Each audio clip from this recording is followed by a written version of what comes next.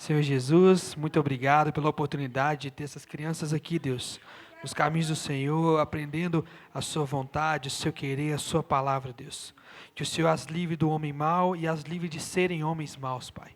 Que elas possam ser luz, começando em casa, e que elas possam demonstrar o amor do Senhor onde elas estiverem, em nome de Jesus. Amém. Graças a Deus. Apocalipse 21, abra sua Bíblia. Você que encontrando, fica sobre os seus pés. Nós vamos ler do versículo 1 a 7.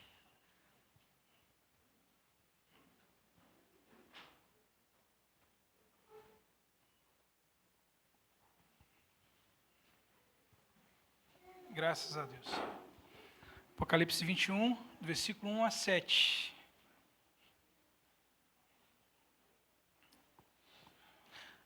Amém. Vamos ler, para adiantar. Então vi novos céus e nova terra, pois o primeiro céu e a primeira terra tinham passado, e o mar já não existe.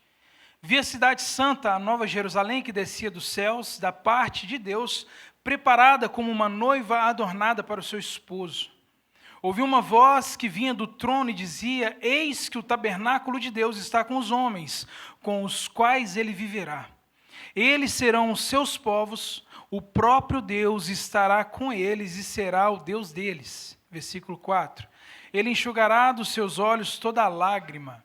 Não haverá mais morte, nem aflição, nem choro, nem dor, pois as coisas antigas já passaram.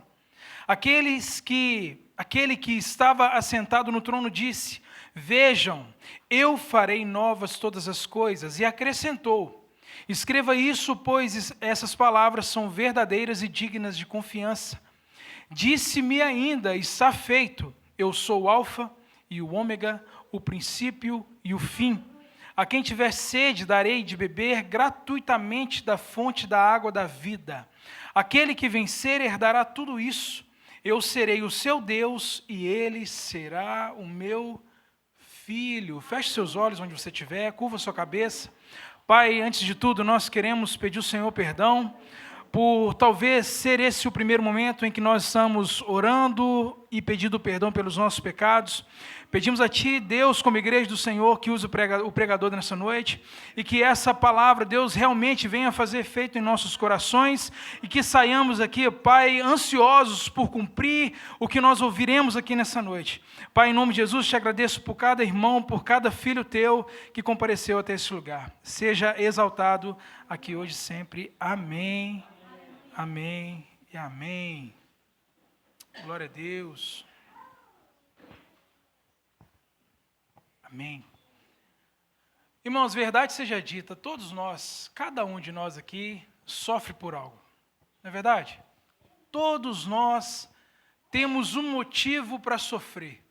Eu tenho certeza que cada um de nós que conhecemos alguém que adoeceu, alguém que recebeu, sei lá, um diagnóstico um pouco negativo.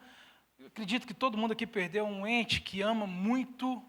Eu acredito que todo mundo aqui passou por isso. Eu passei recentemente e o Senhor tem sido generoso comigo. O Senhor tem sido bom comigo. E graças a Ele eu tenho superado. Eu não tenho capacidade de superar. E graças a Ele, graças à força que Ele tem me dado para superar. Porque é Ele quem nos dá força, não é verdade, irmãos? É Ele quem nos sustenta. Às vezes você passou por um problema tão grande que hoje você está aqui sentado numa igreja e se perguntando: Deus, por quê? E graças a Deus que eu passei por isso e eu estou bem hoje. Às vezes você vai compreender que Deus ele permitiu que você passasse por aquela determinada situação que hoje você olha para trás e fala: Deus, como que eu consegui? Existem pessoas que olham e falam assim: ainda bem que eu sou forte. E não é. Nós não somos fortes, nós não temos essa capacidade.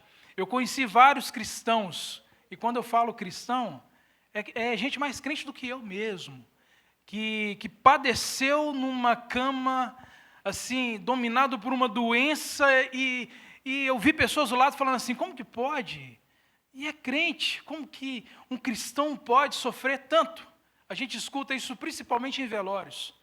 Aquelas pessoas mundanas, né, falam assim: O cara é crente, olha lá, sofreu até, coitado, né? Mas o cristianismo, meus irmãos, ele não nega o sofrimento. A verdade é essa. Nós mesmos ou outras pessoas construíram muros que nos protegem e nós somos os dengos do Papai do Céu. A gente não pode sofrer e essa não é uma verdade. Puxa vida, eu estou querendo esperança e o pastor está falando de sofrimento? Calma que eu vou chegar lá. O cristianismo, ele não nega a fé. O cristianismo não nega a dor, o cristianismo não nega o sofrimento, o cristianismo não nega a morte. O cristianismo afirma que tudo isso que eu falei, a dor, a morte, o sofrimento, eles um dia deixarão de existir. Isso não é porque eu quero, isso não é porque nós queremos que seja assim, mas isso é porque o próprio Cristo falou que tudo isso um dia vai ter fim.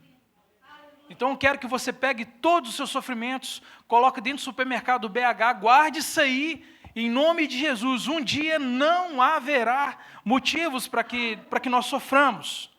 O cristianismo não é um sistema de negação. Tipo assim, eu estou sofrendo, mas está tudo bem. Não é isso. Mesmo que nós estamos passando por grandes aflições, não é isso que o cristianismo, não é isso que o nosso Cristo nos ensina.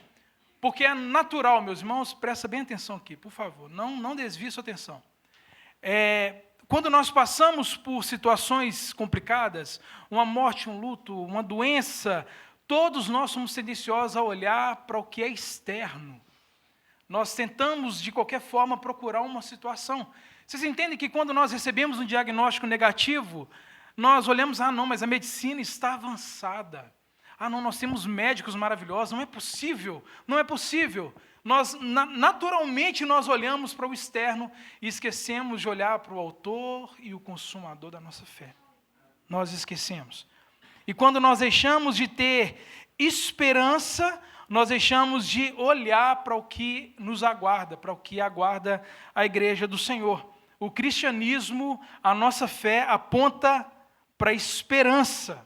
E para entender esse contexto que nós lemos em Apocalipse 21, nós precisamos olhar para o contexto histórico. Eu gostaria que vocês prestassem bem atenção no que eu vou ler aqui.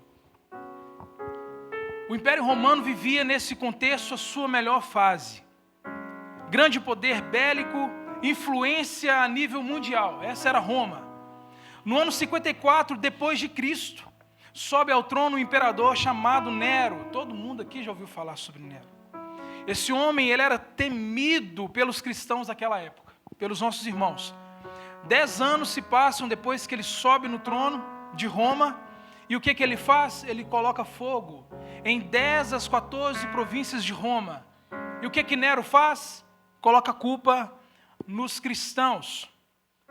No mesmo ano, em 64, depois de Cristo, inicia-se uma grande perseguição aos cristãos. Muito sangue é derramado. E isso não é uma historinha, isso é uma verdade. A história conta que o jardim de Nero ficou claro como o dia, de tantos cristãos que foram queimados vivos.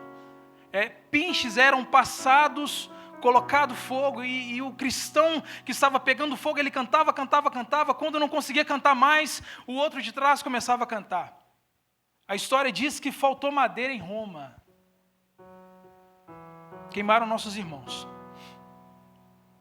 Em 67 depois de Cristo, o líder dos cristãos, o apóstolo Paulo, ele teve a sua cabeça arrancada a mando do imperador Nero, covarde. No ano 70 depois de Cristo, 70 apenas depois de Cristo, foi inaugurado o Coliseu. Se você ir em Roma, você vai ver lá o Coliseu lá.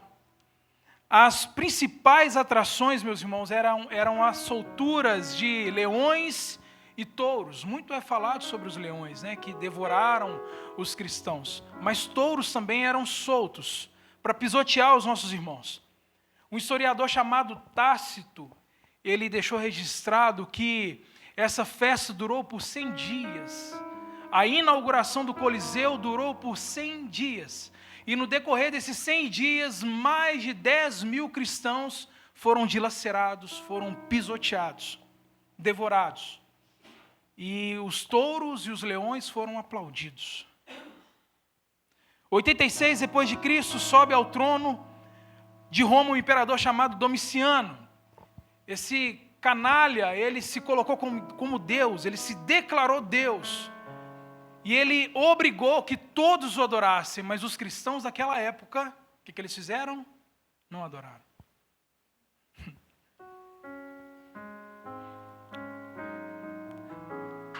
Então mais uma perseguição aos cristãos se inicia a partir de Domiciano.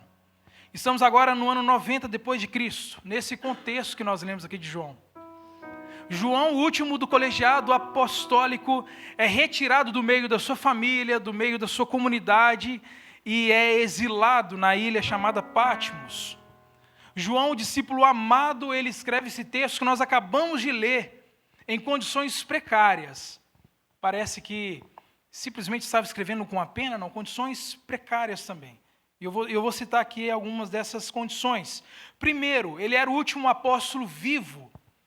Todos os apóstolos estavam mortos.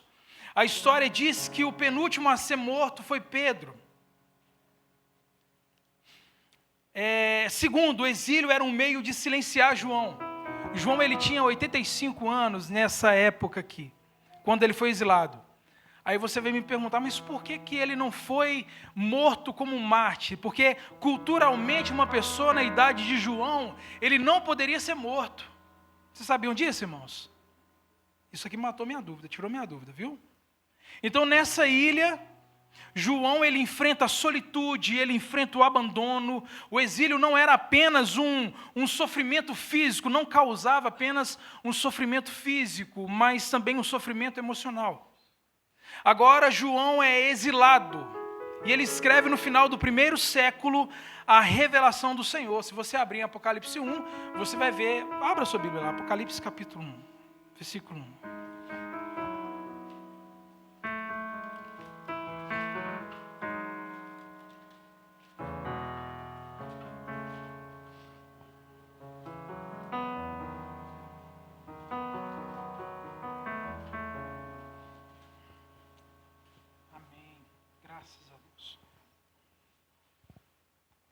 Então, no final do 1º século, João escreve, revelação de quem?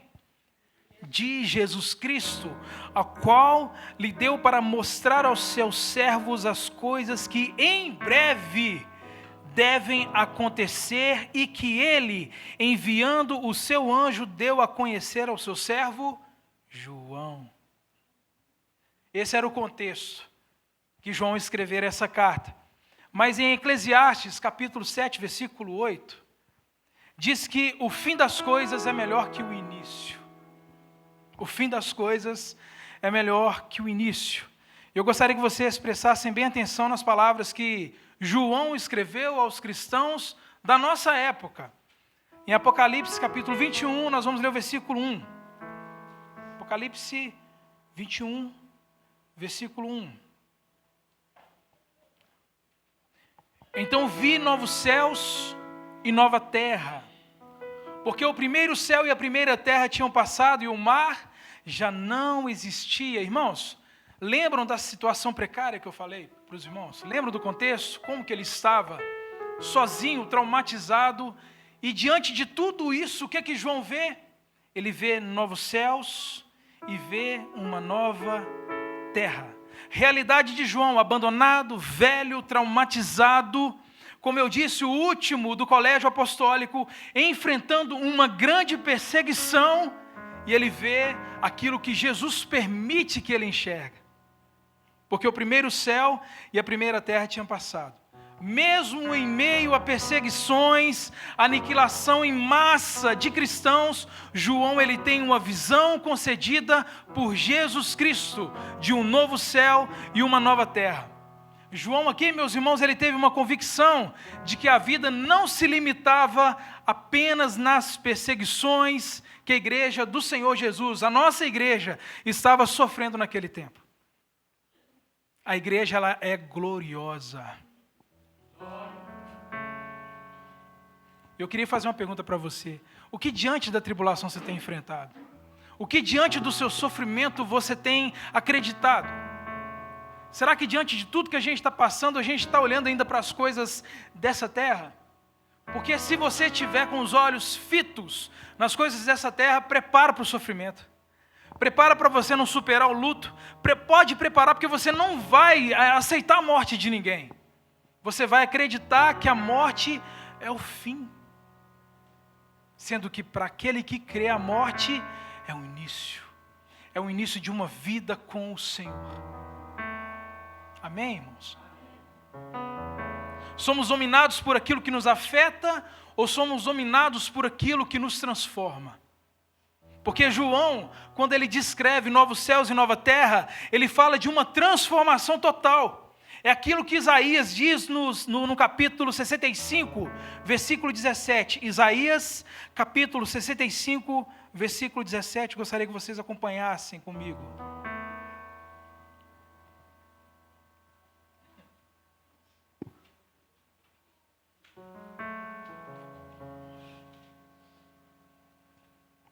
Olha o que João diz, olha. João fala isso, tá, irmãos? Tá? Mas vamos lá, olha, ele repete o que Isaías diz. Prestem atenção. Criarei novos céus e nova terra. As coisas passadas não serão lembradas, jamais virão à mente. A situação que João estava passando, fisicamente, irmãos, não tinha o poder de impedi-lo de ver o seu futuro glorioso. Eu não sei de verdade o que você está passando, irmãos, mas eu prefiro crer no que a palavra diz. A situação pede para você chorar, desacreditar em Deus, mas a palavra de Deus nos dá esperança. 1 aos Coríntios, capítulo 2, versículo 9, olha o que Paulo diz, meus irmãos. 1 aos Coríntios 2:9. Todavia, como está escrito, nenhum olho viu, nenhum ouvido ouviu, e coração nenhum concebeu o que Deus preparou para aqueles que o amam. Vocês sabiam que quem falou isso aqui também foi Isaías? Isaías, depois dele ter dito, aliás, depois de Deus ter usado Isaías para falar sobre o novo céus e nova terra, Deus usa Isaías para falar isso aqui também. Abra a sua Bíblia lá em Isaías 64, versículo 4.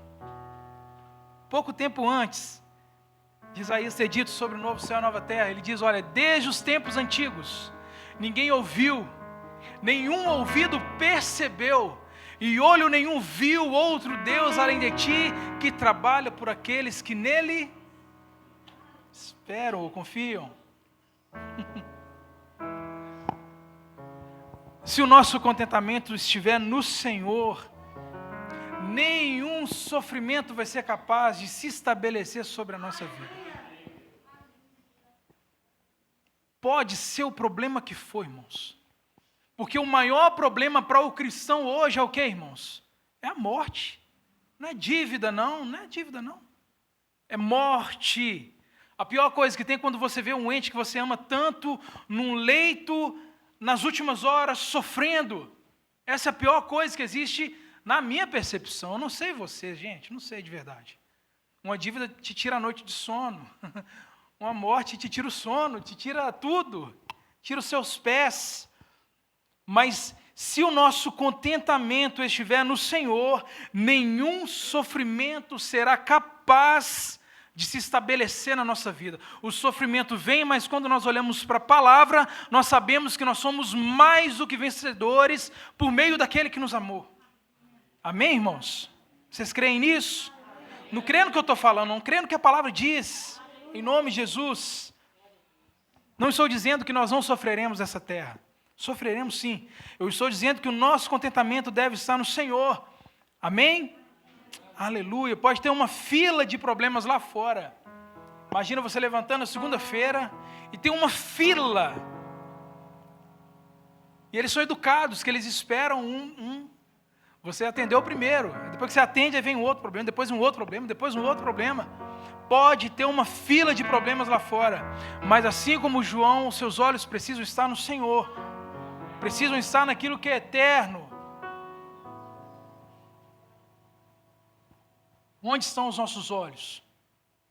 O que você enxerga quando você é acometido por um problema? Você desespera, irmão, igual eu? Você fica procurando solução com suas próprias forças, seus próprios métodos? Ou você deveria fazer como João, confiar no Senhor? Ver o que Deus quer que nós enxerguemos. Eu acho que a solução dos nossos problemas é isso, é crer no Senhor.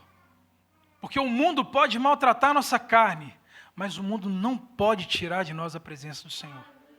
Não pode. O mundo não tem poder para nos tirar da presença dEle. Não tem poder. Graças a Deus. Existe uma esperança no porvir, porque a igreja ela é gloriosa, mas existe uma esperança para hoje. Existe uma esperança para agora. E é sobre isso que eu quero conversar com vocês hoje.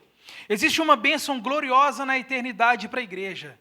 E a primeira bênção é a restauração de todas as coisas. Apocalipse 21, versículo 1. Vamos ler o versículo 1 novamente? Mantenha aberta a sua Bíblia, tá? Então vi novos céus e nova terra, pois o primeiro céu e a primeira terra tinham passado e o mar já não existia. Eu acredito que todos nós temos uma curiosidade sobre o céu. Todos nós. Eu acreditava, quando eu não amava a palavra de Deus, porque quando nós amamos a palavra de Deus, nós buscamos nos relacionar com ela. Eu lembro que eu acreditava que eu ia ser transformado em um anjo, e eu ia ter um par de asas. Quem aqui já viu Vida de Insetos? Aquela lagartinha gordinha que transforma na borboleta. Quem já viu? Quando aquela lagarta sai do casulo, ele ou ela, é porque esses desenhos não sabem se é fêmea ou se é macho. Eu falo assim, eu virei uma borboleta. Vocês já viram? Gente, eu achei que eu ia virar um anjinho. Um anjinho, sabe? E eu fiquei decepcionado quando eu descobri que eu não ia voar. Aí os hereges falam, mas nós encontraremos com o Senhor nos ares. Graças a Deus pela palavra de Deus, irmãos. Né? Se essa é a sua dúvida, venha na SEB, em nome de Jesus, que agora não é hora de tirar a sua dúvida. Joguei seu sorvete no chão, né? É isso aí. Então, eu lembro, meus irmãos, que eu acreditava muito nisso. Eu acreditava demais. E sobre o céu e a nova terra, pasmem, João fala sobre o novo céu e a nova terra 21 vezes em Apocalipse. 21 vezes. Esse adjetivo que João fala sobre o novo traz uma ideia de algo que é reformado. Por exemplo, nós vamos fazer essa igreja ser uma igreja nova. Nós não vamos derrubar ela e vamos fazer de novo. Não, nós vamos reformá-la. Amém? O novo céu e a nova terra, esse adjetivo que João usa, que ele traz na palavra, dá a ideia de uma transformação a partir do que já existe. Eu citei alguns exemplos aqui. O Novo Testamento, por exemplo. O Novo Testamento, ele veio a partir do Velho Testamento. A Nova Jerusalém é a velha Jerusalém transformada. O novo homem, uma nova criatura, é um novo homem transformado, regenerado a partir do velho homem. Um novo céu e uma nova terra é a transformação desse velho céu e essa velha terra. Tem um escritor reformado, servo de Deus, chamado William Hendrickson. Ele fez um comentário e ele diz assim: é o mesmo céu e a mesma terra, porém gloriosamente regenerados. Glória a Deus. Jesus também ele fala sobre essa regeneração. Abra sua Bíblia em Mateus capítulo 19, versículo 28. Mateus 19, 28.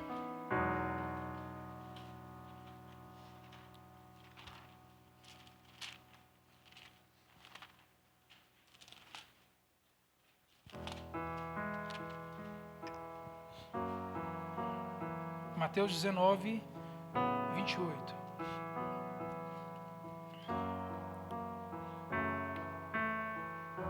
Jesus lhes disse: em verdade lhes digo que, quando o Filho do Homem se assentar no seu glorioso trono, na renovação de todas as coisas, vocês que me seguiram também se assentarão em 12 tronos para julgar as 12 tribos de Israel. Jesus está falando aqui com os seus discípulos. Então, haverá sim novos céus e nova terra, porque o primeiro céu e a primeira terra se passaram. Irmãos, tudo que foi alterado pelo pecado, tudo que teve um contato com o pecado vai ser transformado, vai ser regenerado.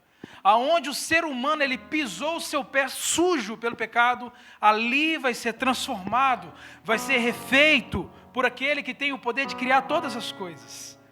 Tudo que foi corrompido, desde as constelações aos átomos, desde as coisas maiores às menores, será refeito pelo verbo que trouxe à existência tudo aquilo que hoje nós enxergamos e nós contemplamos. Você acredita nisso? Você pode glorificar a Deus por isso? Portanto, irmãos, a nossa esperança precisa estar somente no Senhor. A nossa esperança não pode estar em nós, precisa estar somente no Senhor. A Nova Jerusalém é um lugar físico. Existem até linhas teológicas que falam que é espiritual e não é. A Nova Jerusalém é um lugar físico, onde o povo de Deus pisará. Cremos que, como eu disse, não é porque nós queremos acreditar, nós não criamos isso na nossa cabeça, mas porque a palavra de Deus diz. Não é abstrato, irmãos, é uma verdade. A vinda do Messias, ela era uma fábula, até que Jesus veio. Era uma fábula. Tem cristão que não acredita na vinda do Senhor. Como igreja gloriosa, nós precisamos dia após dia vivermos na esperança de que em breve viveremos o primeiro dia da eternidade. Aleluia.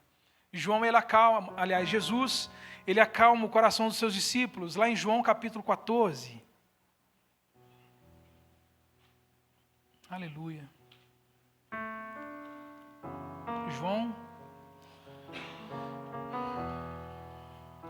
capítulo 14, nós vamos ler do versículo 1 a 3. Olha que Jesus diz aos seus discípulos: que o coração de vocês não se perturbe. Creiam em Deus, creiam também em mim.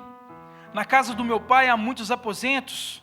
Se não fosse assim, eu teria dito que vou preparar lugar para vocês. Quando eu for e preparar lugar, voltarei e os levarei comigo, para que vocês estejam onde eu estiver. Jesus, ele tem a palavra na medida para nós. Ele acalmou o coração dos seus discípulos e hoje ele acalma o nosso coração, porque nós estamos tão aflitos. Vocês entendem que na medida que nós vamos compreendendo a palavra de Deus e a vontade de Deus, os nossos problemas eles vão perdendo a sua importância? Vocês entendem que Satanás ele quer que vocês deixem de acreditar em Deus? O papel do diabo é que vocês olhem para as coisas que estão na terra e deixem de confiar nele, que é o dono da nossa vida. Foram justamente essas palavras que fizeram João passar por tudo isso. E não retroceder diante das perseguições. Ele simplesmente ouve e permite que os seus olhos vejam aquilo que Cristo quer que ele enxergue. A nossa mente precisa estar cativa às palavras do Senhor. O mundo não quer que você acredite. O mundo não quer que você tenha fé. As circunstâncias querem fazer que você não creia. E o cristão que não crê não existe.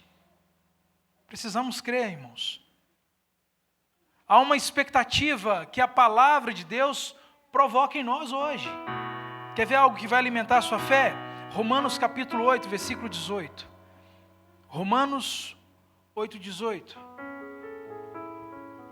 Porque talvez eu esteja tentando convencer você de que o sofrimento não é tudo isso, e que você precisa olhar para Cristo. Mas olha o que Paulo diz aos Romanos, capítulo 8, versículo 18.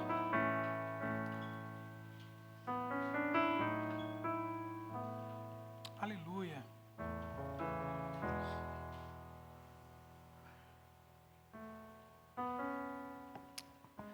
Considero, pois, que os sofrimentos do tempo presente não podem ser comparados com a glória que em nós será revelada. Eu vou ler novamente.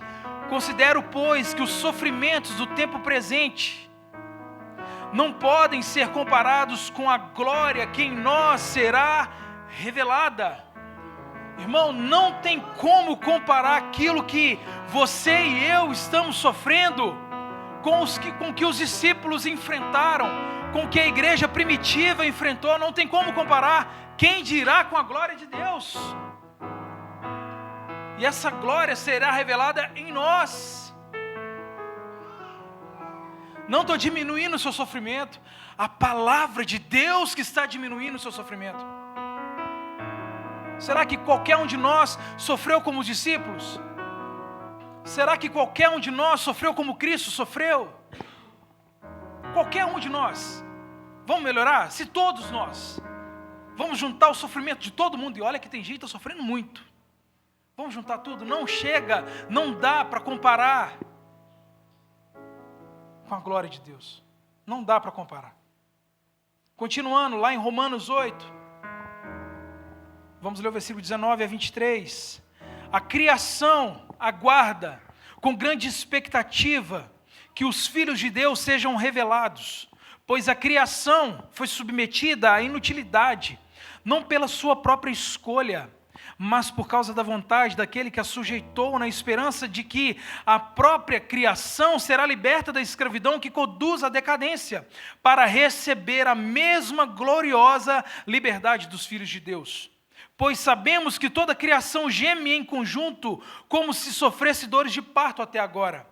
Agora, não somente isso, mas nós mesmos, que temos os primeiros frutos do Espírito, gememos interiormente, esperando a ansiosa adoção como filhos, a redenção plena do nosso corpo. Um dia, meus irmãos, não apenas o céu será transformado, não somente a terra, mas nós seremos totalmente transformados para a glória de Deus. Amém, irmãos? Amém. Graças a Deus. A segunda bênção gloriosa na eternidade é o fim imediato de todas as tribulações. Irmãos, eu não estou vendendo nada aqui. Não estou vendendo. É verdade isso aqui. Apocalipse capítulo 21, nós vamos ler do versículo 2 a 4. Haverá um fim imediato de todas as tribulações. Quem está sendo atribulado aí? Levanta a mão, por favor. Amanhã a CEMIG vem atribular um tanto de gente. Misericórdia. Aliás, vamos ler, irmãos. Vi a cidade santa, a nova Jerusalém, que descia dos céus da parte de Deus, preparada como uma noiva adornada para seu esposo. Que é a igreja, tá, irmãos? Ouvi uma alta voz que vinha do trono e dizia: eis que o tabernáculo de Deus está com os homens, com os quais ele viverá. Eles serão os seus povos e o próprio Deus estará com eles e ele será o Deus deles. Versículo 4. Ele enxugará dos seus olhos toda lágrima, não haverá mais morte, nem aflição, nem choro, nem dor, pois as coisas antigas já passaram. Nós não podemos interpretar Apocalipse de forma literal, né, irmãos? Mesmo porque em Apocalipse 5 fala que Jesus tinha 7 chifres, 7 olhos. Já pensou Jesus dessa forma aparecer para você, do jeito que você acredita? E, irmão, a paz do Senhor, você sai correndo. Não é verdade, irmãos? Então nós não podemos interpretar Apocalipse de forma literal. Não podemos. João, ele escreve o livro de Apocalipse às 7 igrejas da Ásia Menor. Pensa comigo, depois que João escreve, ele estava exilado, ele escreve aquelas cartas, e os romanos pegam aquelas cartas, e de repente eles leem, 7 chifres, 7 olhos, 7 espíritos, um candelabro, o mar já não existe. Eles vão pensar, poxa vida, João está meio passado da cabeça, não é verdade, irmãos? Ele enlouqueceu. Porém, quando essas cartas chegam ao seu destino, que é a igreja, os símbolos contidos nessas cartas, somadas à ação do Espírito Santo, esses símbolos são compreendidos pela igreja. É como as parábolas que Jesus ensinava aos seus discípulos. Os discípulos mais próximos de Jesus, quando não compreendiam aquela parábola, chegavam até Cristo e falavam: Senhor, conte-nos, explique-nos. E Jesus, ele explicava. Amém? Então Jesus, ele explicava aos seus discípulos. Essa carta, endereçada às 7 igrejas da Ásia Menor, as cartas que nós temos em mãos hoje, não foi endereçada a Roma, foi endereçada à igreja. Glória a Deus. Eu lembro de Paulo dizendo em 2 Coríntios, capítulo 4, versículo 17. Eu vou ler, irmãos, para adiantar. Pois os nossos sofrimentos, leves e momentâneos, produzem para nós uma glória eterna, que pesa mais do que todos eles. 2 Coríntios, capítulo 4, versículo 17. O que é pesado não é o problema que você está enfrentando. É a glória de Deus que vai ser revelada à sua igreja, irmãos. Amém? Graças a Deus. Então não haverá dor, não haverá decepção. Vai lembrando os problemas que você tem passado. Não haverá tristeza, não haverá pranto, não haverá morte, não haverá angústia, não haverá lamento. Porque um dia, em breve, nós nos encontraremos com o Senhor. E Ele estará com as suas promessas. Porque Ele não falha. A terceira e última bênção gloriosa na eternidade é o início imediato de uma alegria sem fim. A tribulação não existirá e a alegria será plena no Senhor.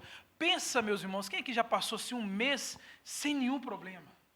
Oh, gente, é gostoso, não é? Eu não lembro de verdade, sabe? Não me recordo, mas deve ser bom demais. Pensa, dia dos namorados chegando, você vai levar sua esposa lá no carretão. Esse dia minha esposa estava falando assim: amor, porque ela está fazendo um curso lá em Contagem, sabe? E ela almoçava no Carretão Gaúcho, pensa comigo, no lugar que eu tenho um sonho de ir, né? Aí um dia ela falou assim comigo: não, mas tem enjoada da carne lá do Carretão Gaúcho. Eu falei: meu Deus. Fazer uma oração imprecatória para ela, né? Como é que pode, gente? Pelo amor de Deus.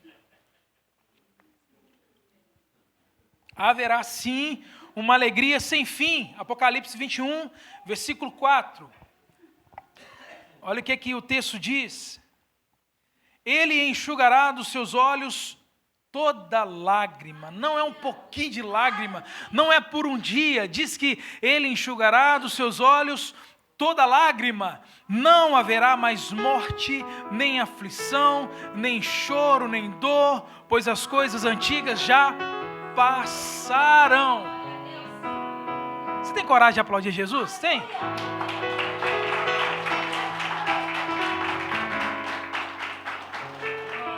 Aleluia. No versículo anterior, João ele ouve uma voz que saiu do trono que dizia: eis que o tabernáculo de Deus está com os homens. Vocês lembram que nós lemos lá em João capítulo 14, versículo 3? Olha o que Jesus diz, eu vou lembrar vocês. Quando eu for e preparar lugar, voltarei e os levarei comigo para que vocês estejam onde eu estiver. E João, na visão que Jesus dá para ele, diz: eis que o tabernáculo de Deus está com os homens. Esse tabernáculo é o próprio Cristo. É por isso que a gente não vai chorar mais. É por isso que a gente não vai lamentar. É por isso que você não vai ter o desejo de furtar. É por isso que você não vai ter o desejo de, matar o Lula. Entende, irmãos? Não vai acontecer isso lá em nome de Jesus. Isso acontecerá, igreja. Não haverá morte, não haverá choro, porque Cristo vai estar no meio da sua igreja. A gente não vai ter tempo para pensar em nada ruim, porque nós vamos estar olhando para Ele. Tem gente que fala: quando eu chegar no céu e ver Adão, Ele vai ver comigo. Não, nós não vamos nem lembrar de Adão. Nem Paulo nós vamos lembrar, nós vamos ficar olhando para Jesus assim, ó, embasbacados. Olha como é que Ele é lindo, cara. Irmãos. Meu Deus. Todo motivo que causou o derramamento de lágrimas não mais existirá. Eu não sei qual foi o motivo de você ter chorado tanto na sua vida. Não sei se foi a morte da sua mãe, seu pai, não sei. Mas todos esses motivos não existirá para que você venha chorar, para que você venha lamentar, para que você venha ter raiva de alguém. Não vai acontecer isso. Nome de Jesus. Meu Deus. Versículo 5 de Apocalipse 21. Se você ainda não foi convencido, o texto diz: aquele que estava sentado no trono disse: vejam, eu farei novas todas as coisas. E acrescentou: escreva isto, pois essas palavras são verdadeiras e dignas de confiança. Essa palavra aqui é para a igreja. Essa carta aqui é endereçada a você, meu irmão. Essa carta aqui é endereçada a você, a nós. Versículo 6 nos convence mais ainda. Disse-me ainda, versículo 6, está feito. Eu sou o alfa e o ômega, o princípio e o fim. Quem tiver sede, darei de beber gratuitamente da fonte da água da vida. São as mesmas palavras que quando Jesus estava aqui na terra, ele disse àquela mulher no poço de Jacó, aquela mulher samaritana: a quem tiver sede, darei de beber gratuitamente da fonte da água da vida. Jesus mais uma vez está falando de salvação. Essa água viva é salvação. Essa água da fonte da vida é salvação, meus irmãos. O que é mais importante para nós hoje? É uma cura ou é uma salvação? Eu lembro uma vez que a minha avó estava reclamando de um machucado que deu na perna dela, e realmente estava de preocupar. E um dia ela me ligou e falou assim: Robinho, pelo amor de Deus, me leva na sua igreja. Por quê, vó? Porque eu não estou aguentando de dor na perna. Eu falei: não vou te levar. Eu não vou te levar. A dor na perna não pode ser motivo, meus irmãos. É Cristo, é arrependimento que muda a criatura em filho, que nos transforma. Pouco tempo depois ela me liga: Robinho, pelo amor de Deus, me leva na sua igreja. Eu falei: vó, só a perna. Não, é porque eu quero Jesus. Irmãos, foi a coisa mais linda do mundo. Eu carreguei minha avó, custei a carregar porque ela era gordinha, sabe? Eu carreguei ela, coloquei ela no carro, ela gritava de dor. Lá na igreja do pastor Bill, eu lembro que eu desci do carro, na hora que eu fui para pegar minha avó, ela já estava de pé do lado de fora. Eu lembro que o pastor Bill falava assim: irmãos, abra sua Bíblia, porque alguém aqui quer. Aí ela já levantava a mão: eu quero. Quer o quê, minha irmã? Eu quero Jesus, eu quero Jesus. Irmãos, meu Deus do céu. Versículo 7, aquele que vencer herdará tudo isso, e eu serei o seu Deus, e ele será o meu filho. A palavra correta para vencer aqui, não é aquele cara que atravessa a faixa com os braços levantados: eu venci, não. A palavra correta aqui é resistência. Aquele que resistir até o fim herdará todas essas coisas. João aqui ele fala sobre a perseverança daqueles que foram chamados. Diante de uma redenção e transformação, não é apenas, como eu disse, do céu e da terra, mas de todo homem, de toda mulher. Cada um de nós aqui, irmãos, todos nós seremos transformados. Todos nós seremos refeitos. Tanto nós que estamos vivos, quanto quem já morreu. Todos seremos transformados para a glória de Deus. E isso é algo endereçado à igreja. Por isso que nós precisamos ter pressa com as pessoas que ainda não servem ao Senhor. Porque o servo é aquele que renuncia a sua vida e faz igual você está fazendo aqui. Todo imperfeito, cheio de BO, e ainda dá o dia de culto. Você vem na igreja e senta aqui para ouvir a palavra de Deus. O verdadeiro discípulo é aquele que abre mão da sua vida e vive a vida que Cristo tem para ela.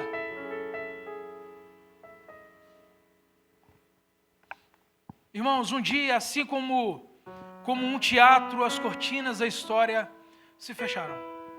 Tem uma canção que eu amo demais, amo muito, que fala que... vamos tentar cantar? Pega lá maior.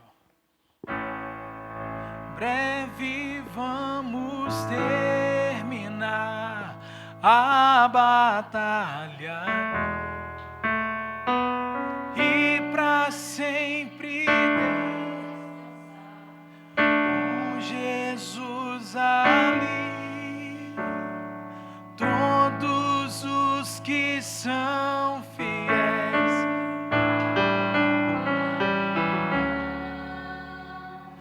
hão de receber lauréis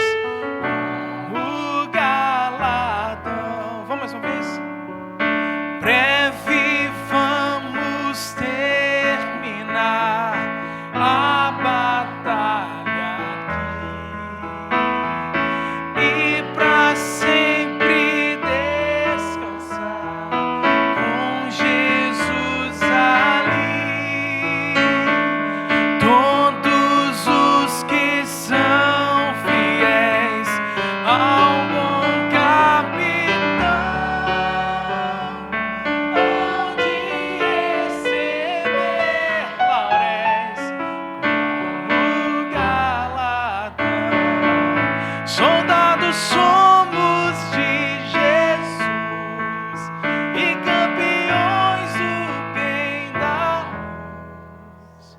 Nos exércitos de Deus, batalhamos pelo céu.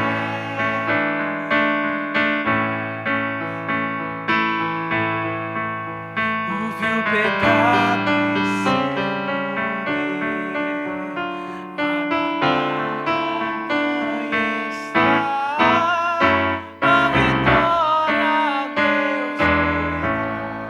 Louvado é o nome do Senhor. Os inimigos da igreja e do Cordeiro serão lançados no fogo. E nós, os remidos, aqueles que não negaram a fé, aqueles que gastaram a sua vida em prol do reino de Deus, aquele que priorizou as coisas do reino, nós estaremos com Ele. O paraíso não se limita ao jardim, irmãos. Agora está em toda a terra. O homem caído agora é um homem glorificado, um homem sem pecado, que é o que nos atrapalha de servir a Jesus, que é o que nos atrapalha de sermos como realmente Cristo é.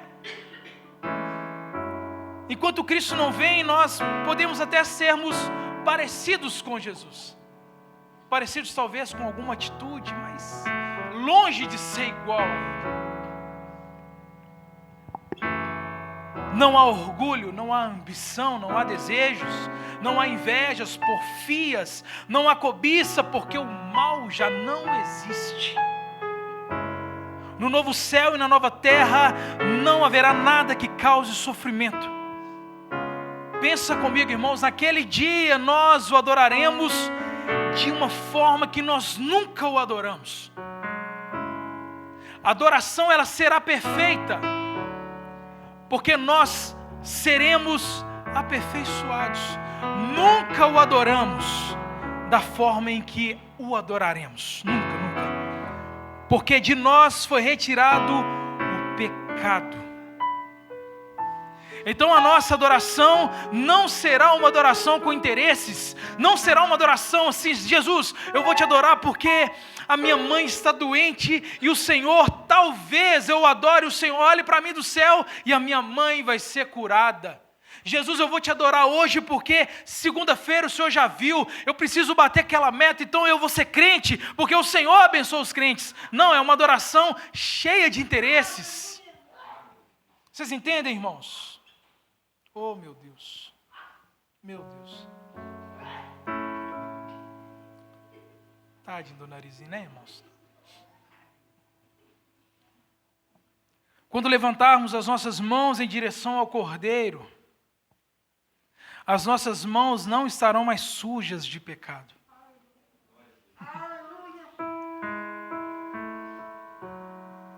Quando abrimos as nossas bocas para exaltarmos o Senhor da nossa vida, a nossa adoração, o nosso clamor não vai fluir de um coração cheio de interesses, de um coração caído, de um coração que dobra para as coisas dessa terra, de um coração que é cheio de ídolos. Não, esse clamor, essa oração, essa adoração vai fluir de um coração que estará destronado de todo e qualquer ídolo. A nossa adoração, a nossa oração, o nosso servir, que é, por enquanto, imperfeito, será perfeita, porque nós seremos aperfeiçoados.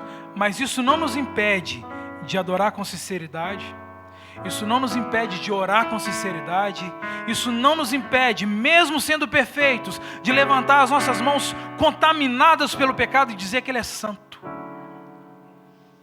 Mesmo sendo imperfeitos, mesmo sendo cheios de pecado, nós podemos agir com toda a integridade do mundo. Nós podemos adorar com sinceridade aquele que é digno de toda honra e digno de toda adoração. Com toda sinceridade. Irmão, de verdade, coloque o seu coração no Senhor. Porque depois o problema que ainda vai aparecer, virá outros. Vocês entendem? Se você está custando a resistir, esse problema virá outro.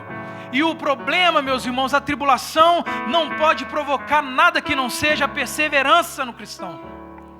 Pode vir os problemas, quanto mais problemas virão, mais resistiremos na presença do Senhor, porque aquele que permanecer até o fim será salvo.